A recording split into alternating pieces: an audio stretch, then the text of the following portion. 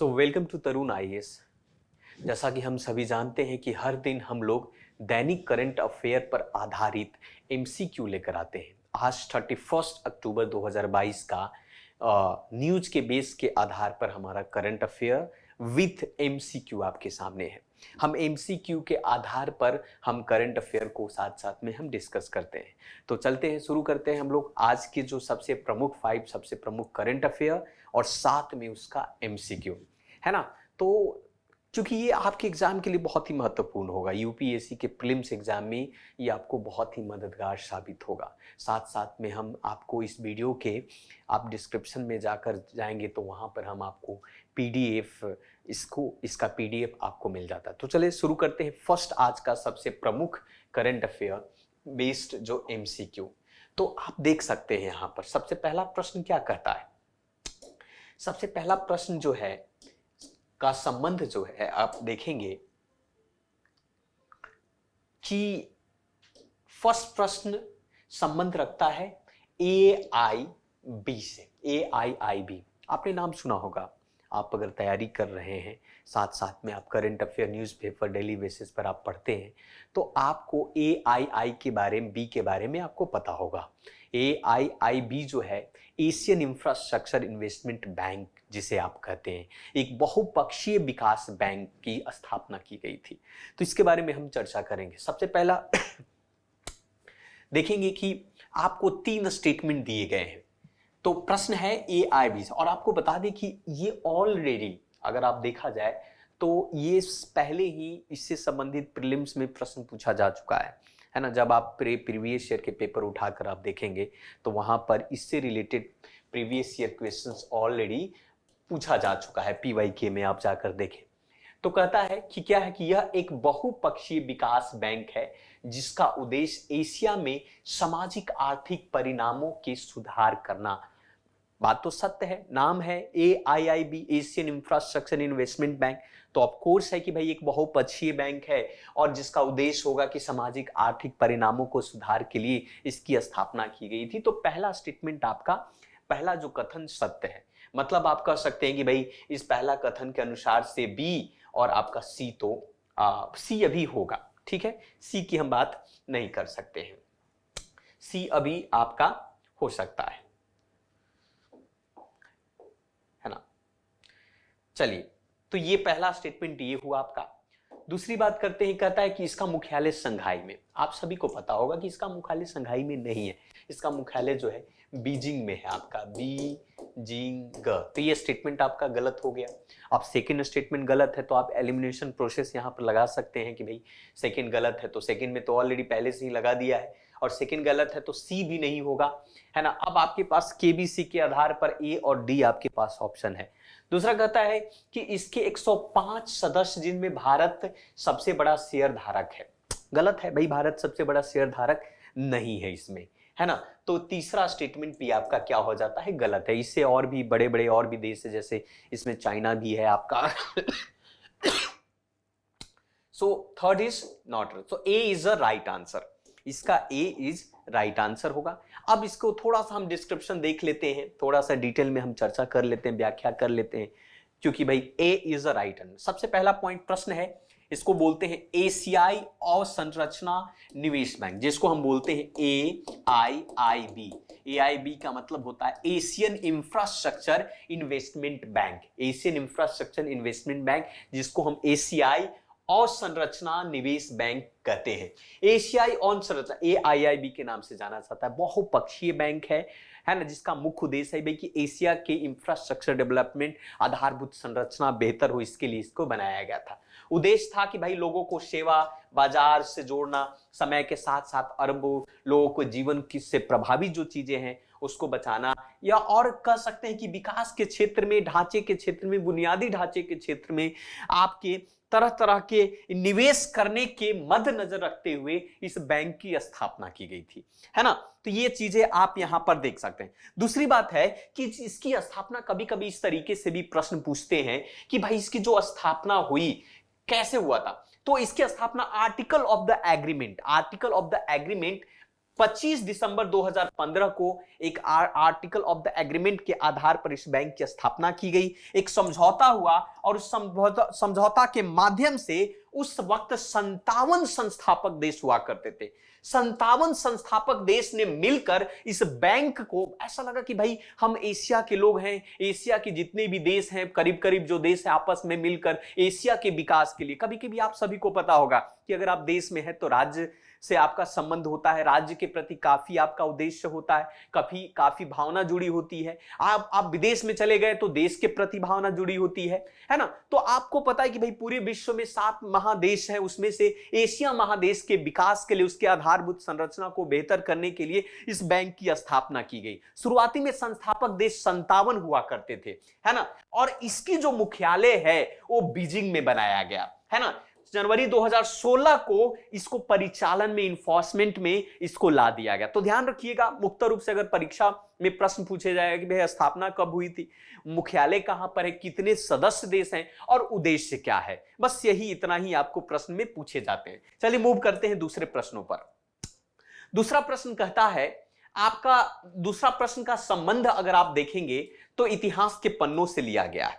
इतिहास के पन्नों से लिया गया है, यह भी प्रीवियस ईयर का ही पेपर है। तो आप देखिएगा, निम्नलिखित में से किसने 19वीं शताब्दी में भारत में जनजातीय विरोध के लिए एक सामान्य कारक है। यूपीएससी बड़ा एकदम इंटेलेक्चुअल सवाल पूछती है, ऐसा नहीं है कोई फैक्चुअल डेटा उन्होंने डाल दिया याद रहे या नहीं, बहुत इंटेलेक्चुअल। आप क्वेश्चन को देखिए, कहता है कि भाई जनजातीय विद्रोह के लिए सामान्य कारक क्या था, कि एक कॉमन फैक्टर बताओ आप, कि कॉमन फैक्टर क्या था।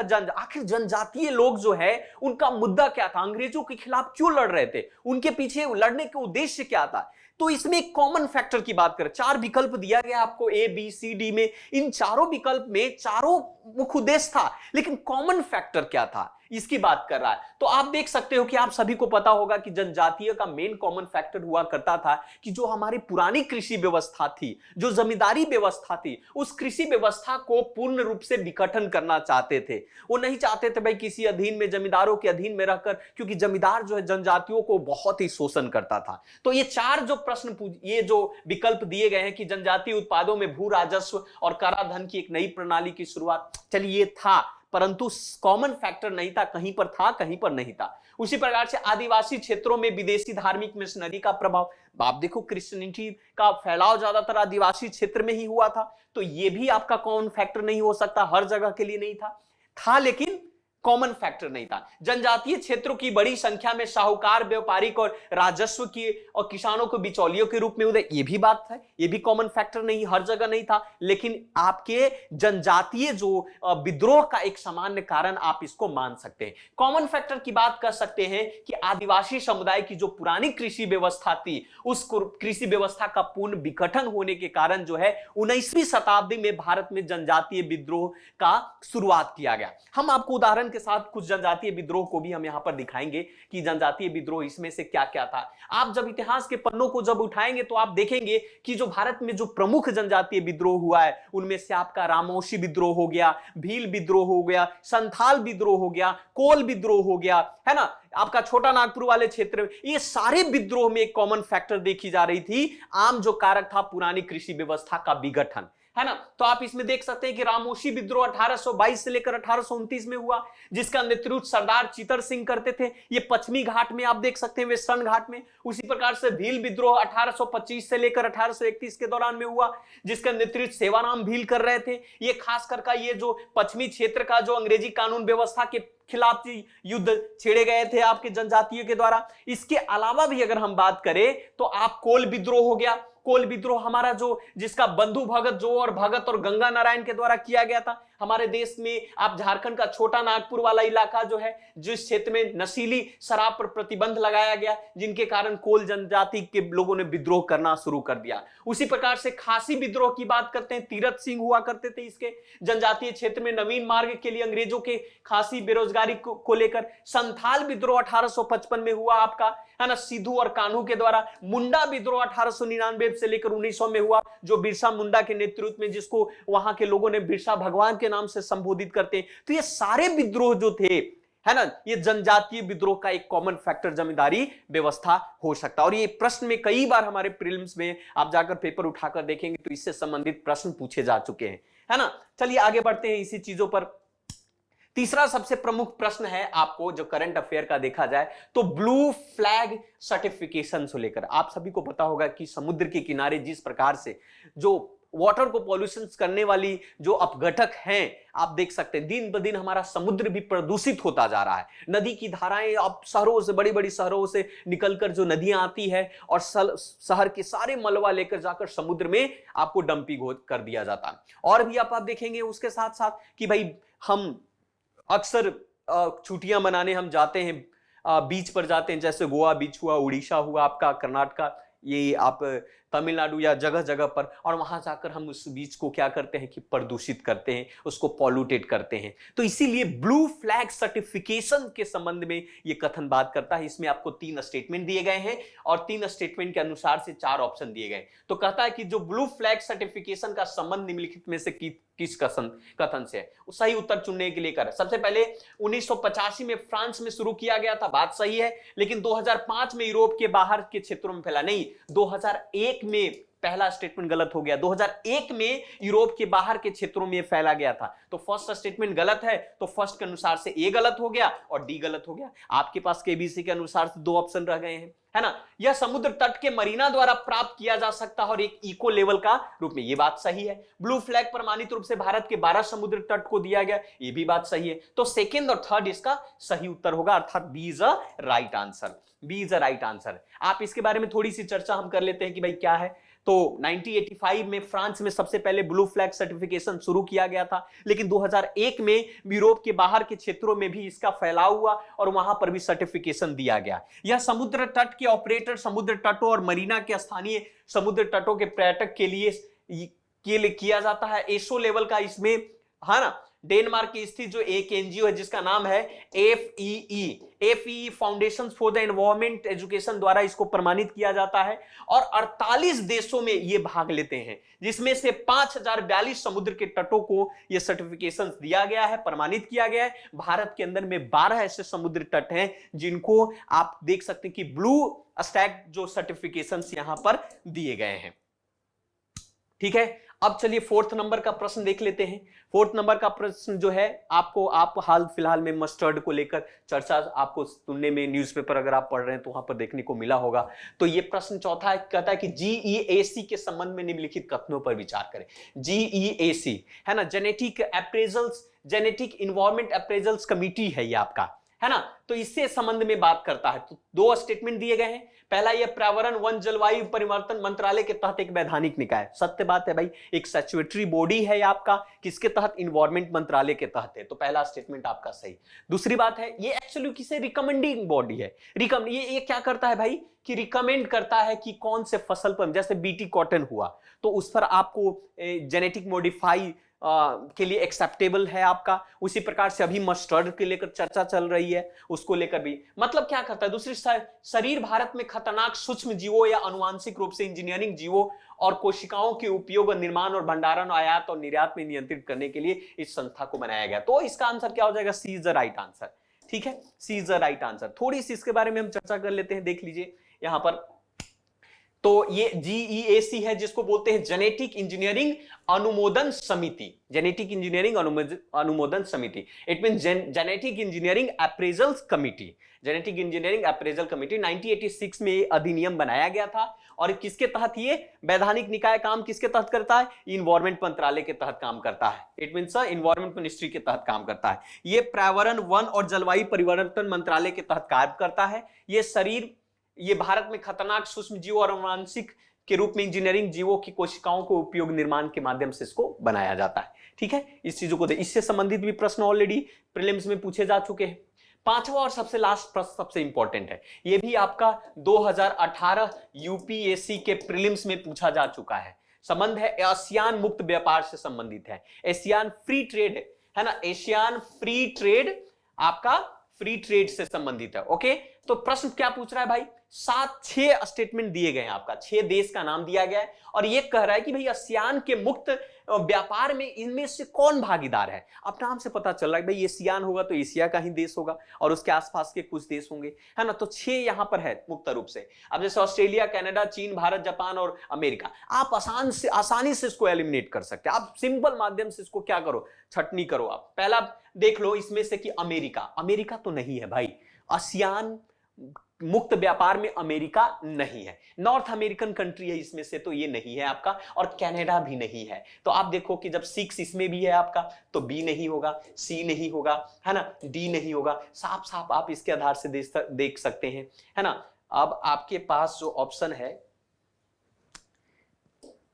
ये नहीं होगा। अब देखिए यहां पर चीन है भाई, भारत है, जापान है ना, ऑस्ट्रेलिया है। तो 1 3 4 5, तो 1 3 4 5 C is a right answer. Canada भी नहीं है ना, तो आपका C is a right answer. ठीक है, अब इसके बारे में थोड़ी सी जानकारी ले लेते हैं कि भाई आसियान मुक्त व्यापार क्या है।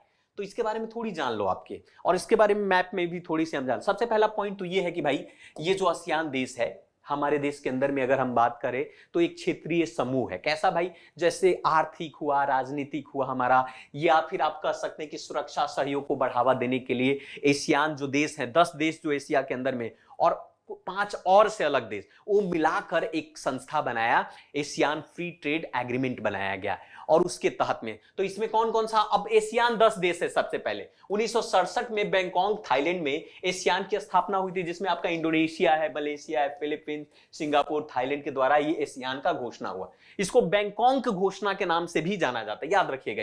1967 में बैंकॉक, है ना, बैंकॉक घोषणा के नाम से जाना जाता है ना। 1967 में स्थापना हुई। बाद में इसके सदस्य जोड़ और भी इसमें ऐड हुए गए, है ना। ये आसियान जो है 650 मिलियन तक की जीडीपी, सकल घरेलू उत्पाद वाला काम करता है, 8 ट्रिलियन के आसपास इसका है। दूसरी बात ये है कि इसमें 10 देश हैं, आसियान के जो है 10 देश हैं। कौन कौन है भाई आसियान के, आपका ब्रुनोई हो गया, Cambodia, Indonesia, Laos, Malaysia, Vietnam, Thailand, Singapore, Myanmar और फिलीपींस, ये 10 देश हैं, है ना। 2021 में से लेकर फरवरी 2022 की अवधि में भारत और आसियान के क्षेत्र में भी काफी व्यापार हुआ। 98.39 बिलियन अमेरिकी डॉलर तक का यह व्यापार इसमें देखने को मिले हैं।